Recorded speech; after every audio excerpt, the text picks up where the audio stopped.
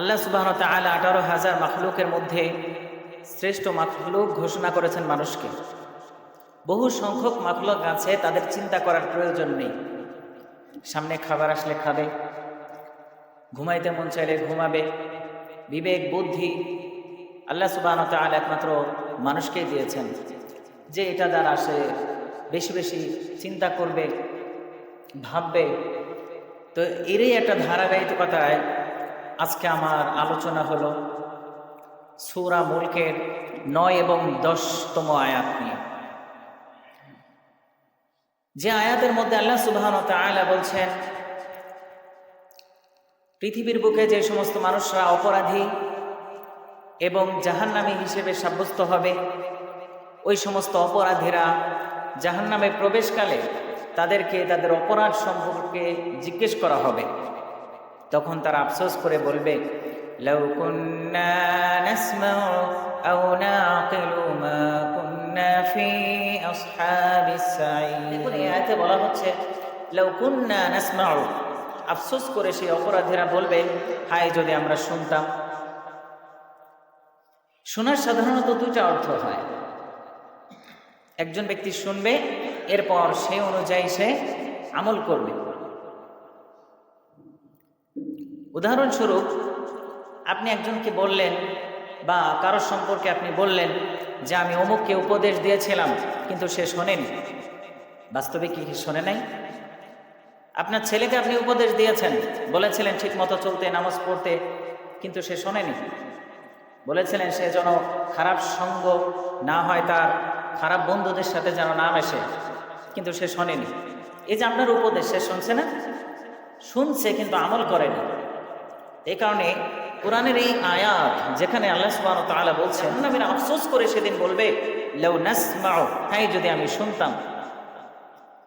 শুধু শোনাই না, আপনারা ভাবতে পারেন এই যে আমরা মসজিদে আলোচনা শুনছি, তাহলে তো আমাদের এই আফসোস থাকবে না। শোনার মানে হলো দুইটা, কান দিয়ে শুনবেন, অঙ্গ প্রত্যঙ্গ দিয়ে আপনি আমল করবেন, তখন আপনার এই কিয়ামতের ময়দানে অপরাধী সাব্যস্ত হবে না, এবং এই শুনতাম এটা আফসোসও করতে হবে না। তো এটা নিয়েও আমার আলোচনা বিষয় না।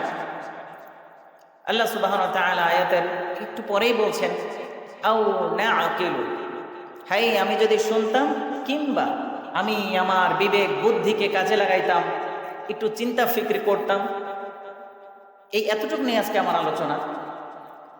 তো দেখুন, প্রথমে আল্লাহ সুবহানাহু ওয়া তাআলা বললেন, আও নাসমাউ আও নাআকিলু, যদি আমি শুনতাম কিংবা আমি যদি একটু চিন্তা ফিক্র করতাম।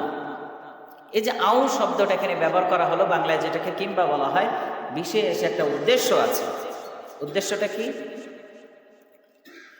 একজন মানুষের কাছে কেউ যদি ইসলামের পয়গাম নাও পৌঁছায়, কোরআনের কথাগুলো, বাণীগুলো যদি তার কাছে নাও পৌঁছায়, আল্লাহ সুবহানাহু ওয়া তাআলা তার মধ্যে এমন কিছু দিয়ে দিয়েছে, সে ওটা দিয়ে চিন্তা করলে আল্লাহ তাআলার পথ পেয়ে যাবে।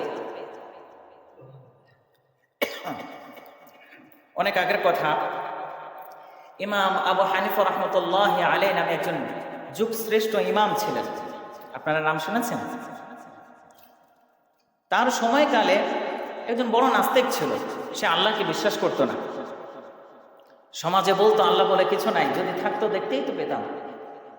অদৃশ্য শক্তি বলে কিছু নাই, এরকম অনেক কিছুকে অস্বীকার করতো নাস্তিক, যেটা বর্তমানেও আছে নাকি? আছে না? মানুষ হয়রান হয়ে গেল তার কথা শুনে। সে বিভিন্নভাবে যুক্তি দাঁড় করায় আল্লাহর অস্তিত্ব না থাকার ব্যাপারে। এখন তৎকালীন সময়ের মানুষ বলছে, আচ্ছা আমাদের একজন বড় ইমাম আছে, সে তোমার সাথে এই বিষয়ে কথা বলবে, তুমি তাকে বোঝাইও। তাকে যদি বোঝাইতে পারো তাহলে আমরা বুঝবো। তো ডাকো তোমার সেই ইমামকে। ইমামের কাছে বার্তা পাঠানো হলো যে অমুক যে আল্লাহকে অস্বীকার করে, সে আপনার সাথে ডিবেট করতে চায়। ডিবেট পর্যন্ত বিতর্ক করতে চায়। কয়টার সময় বিতর্ক হবে? ইমাম সাহেব একটা টাইম নির্ধারণ করে দিলেন, অমুক দিন এত তারিখ এই সময়ে ডিবেটটা হবে। তো নিয়ম অনুসারে, ঘোষণা অনুসারে নির্ধারিত তারিখে সবাই উপস্থিত হয়ে গেল। হাজার হাজার মানুষ উপস্থিত হয়ে গেল যে একজন নাস্তিক এবং বড় ইমামের সাথে ডিবেট হবে। কে জেতে কে হারে এটা আমরা দেখব। ডিবেটের টাইম মনে করেন আপনার সকাল 9টা থেকে শুরু বা 10টায়, সবাই উপস্থিত, হাজার হাজার মানুষ উপস্থিত হয়ে গেল। 10টা বাজে, 11টা বেজে যায়, 12টা বাজে, 1টা বাজে, 2টা বেজে যায়, ইমাম সাহেবের খবর নেই। সে খুব তাচ্ছিল্যর স্বরে, উপহাসের স্বরে বলতে থাকে, তোমাদের ইমাম মনে হয় ভয় পাইছে, তোমাদের ইমাম মনে হয় ভয় পাইছে। বাস্তবে যদি আল্লাহর অস্তিত্ব থাকতো, আল্লাহ বলে কিছু থাকতো, তাহলে সেই ইমাম সাহেব এসে তো আমার সাথে ডিবেট করতোই। দেখো মনে হয় ভয় পাইছে। যখন বিকাল টাইম হয়ে যায়, ইমাম সাহেব আস্তে আস্তে আসে, মানে ইমাম আবু হানিফা রাহমাতুল্লাহ আলাইহি আস্তে আস্তে আসতেছে। সবাই দেখে যে ইমাম সাহেব আসছে, লেট হয়ে গেছে। এখন ওই লোকটা খুব তুচ্ছল্যের সাথে বলেন, হেরে যাবেন এই কারণে দেরিতে আসছেন। অনেক সময় হয় না এরকম? হ্যাঁ, ওই নাস্তিক সেই ইমামের সামনে এটাই বলছে, হেরে যাবেন তো জানেন, এই কারণে দেরিতে আসছেন। তখন ইমাম সাহেব বললেন, দেখেন আমার কিছু ওজোর আছে, যৌক্তিক কারণ আছে, এই কারণে আমি আসতে পারিনি। তো কি আপনার সেই যৌক্তিক কারণ? তো উনি বলছেন, আমার বাসা থেকে এই জায়গায় আসতে মাঝখানে একটা নদী বাঁধে, পথে একটা নদী, তখন ওই নদীতে কোনো নৌকা ছিল না। আমি কিছুক্ষণ সময় ওই নদীর সামনে দাঁড়িয়েছিলাম, এরপর দেখলাম যে বড় একটা গাছ একা একা আমার সামনে ভেসে আসলো। একা একা এই গাছ থেকে কাঠ হলো, ওই যে চ্যাপটা কাঠ আছে না, ওই কাঠ হয়ে গেল। একা একা এসে কাঠগুলো সাইজ হয়ে কেটে কেটে নৌকা হয়ে গেল। এরপরে ওই গাছ আমার সামনে নৌকা হয়ে, পরিপূর্ণ নৌকা হয়ে আসলো। এরপর আমি নদী পাড়ি দিয়ে আসতে গেছি, ওই যে একটা আস্ত গাছ, সেটা নিজে নিজে নৌকা হইতে যে সময়টুকু লাগছে, এ কারণে আমার দেরি হয়ে গেছে। এখন ওই নাস্তিক আরো হাসা শুরু করে দিল। শুনছি যুগের সবচেয়ে জ্ঞানী, মহাজ্ঞানী সে, অথচ তার কথা শুনলে একটা বাচ্চাও হাসবে। সবচেয়ে নির্বোধ মনে হয় সে, আরো হটকারিতা করে হাসা শুরু করে দিল। তো হাসছেন কেন? তো সে নাস্তিক বলছে যে আসলে ইমাম যা বলল এটা কি কখনো সম্ভব? একা একটা গাছ ভেসে আসলো, একা একাই তক্তা হয়ে সেটা কাঠ হলো, এরপরে নৌকা হলো, ইমামকে ভাসিয়ে আবার আরেক তীরে নিয়ে আসলো, এটা সম্ভব নাকি?